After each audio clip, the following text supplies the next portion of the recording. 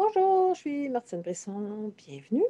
Alors aujourd'hui, on va parler du pardon.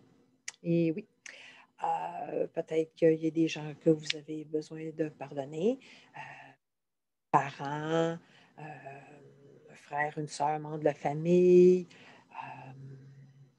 un ancien collègue, un boss, un ancien partenaire. Peu importe. Peut-être même vous-même, hein? Peut-être même vous-même, vous avez besoin de vous pardonner. Et ben, c'est ça qu'on va parler aujourd'hui. Puis moi, je parle du pardon peut-être d'une façon un petit peu différente de ce que vous avez déjà entendu sur le pardon. Parce que pour moi, le pardon, ça ne veut pas dire que c'est correct, qu'est-ce qui est arrivé. Ça ne veut pas dire non plus que vous oubliez ce qui est arrivé. Ça ne veut surtout pas dire que vous dites à la personne que vous les avez, que vous l'aviez pardonné. Parce qu'il y a des gens qui pensent que si vous avez pardonné, vous avez oublié, puis ils pourraient vous faire mal. Ça, on ne veut pas ça. Vous n'avez pas besoin de dire à personne que vous avez pardonné. Puis ça ne veut pas dire non plus parce que vous avez pardonné quelqu'un que vous permettez à cette personne-là de revenir dans votre vie. Parce que peut-être cette personne-là, elle n'a rien appris. Hein? Peut-être que la personne n'a pas changé.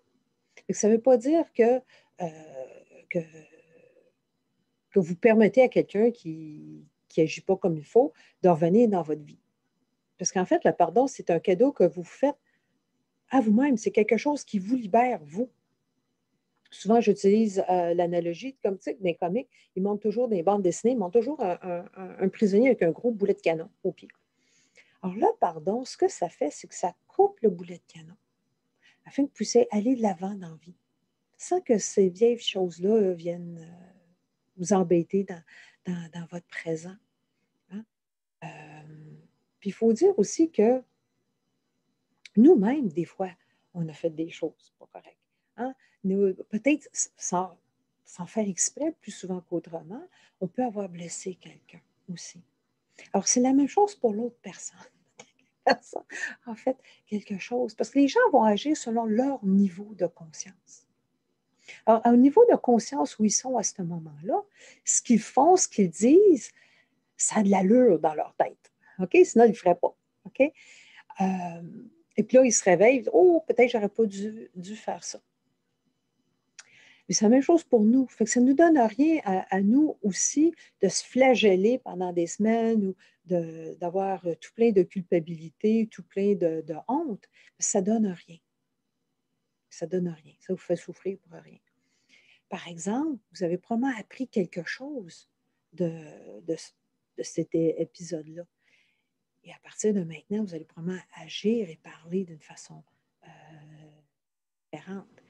Mais de garder cette culpabilité-là, ce ressentiment envers soi ou envers quelqu'un d'autre, parce que comme je dis, les gens vont agir selon leur niveau de conscience.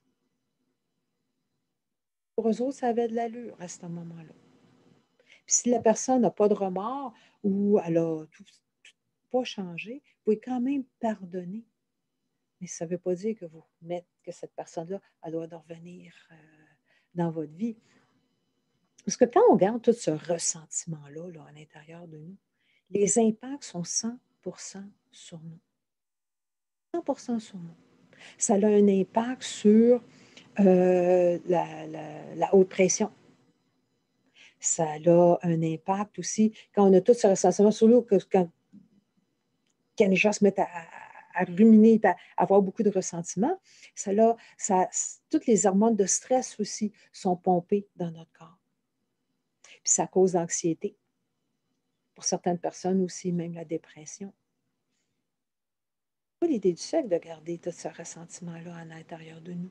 Alors, quand on réussit à pardonner, bien, ça l'amène de l'espoir, ça l'amène de l'optimisme, ça l'amène plus de bonheur, plus de joie dans notre vie. Puis, comme je dis, ça a un impact direct sur la santé. Hein? Ça diminue la pression artérielle. Puis quand on réussit à pardonner, parce que quand on voit que la personne agit selon son niveau de conscience, bien, ça l'amène aussi de la compassion. Ça l'amène aussi une compréhension. Que cette personne-là agit selon son niveau de conscience. Mais comme je dis, ça ne veut pas dire que la personne revient dans notre vie. C'est pour nous libérer, nous, de ces effets-là du passé. Parce que quand on a du ressentiment, les effets sont 100% sur nous. Un choix. Si vous décidez de rester dans le ressentiment, de rester en colère, sachez que les impacts sont 100% sur vous et pas sur l'autre personne. L'autre personne, peut-être, ça ne s'empêche pas de dormir. Peut-être qu'elle ne se rappelle même pas de ce qu'elle a fait. Mais les impacts sont 100% sur vous. Alors, si jamais vous avez besoin d'aide pour pardonner, c'est une des choses que je fais aussi avec mes clients. Oh, puis je voudrais finir aussi avec une petite citation de Sydney Banks. Ça provient de son livre qui s'appelle Missing Link. Il n'a pas été traduit en français, mais c'est un tout petit livre, je pense qu'entre 80 et 90 pages, écrit gros. Mais c'est un livre là, qui est très intéressant. Alors, je le recommande. Alors, dans ce livre-là, il dit, c'est une traduction libérale, là, le pardon vous libère de l'angoisse et de la douleur mentale et de tous les sentiments négatifs qu'éprouve un esprit impitoyable. Lorsque vous apprenez à pardonner, vous voyez avec clarté l'ignorance et l'innocence de ceux qui vous ont offensé. Alors, je pense que c'est une belle citation pour terminer ce petit vlog de la semaine. Et puis, là-dessus, prochaine. Bye.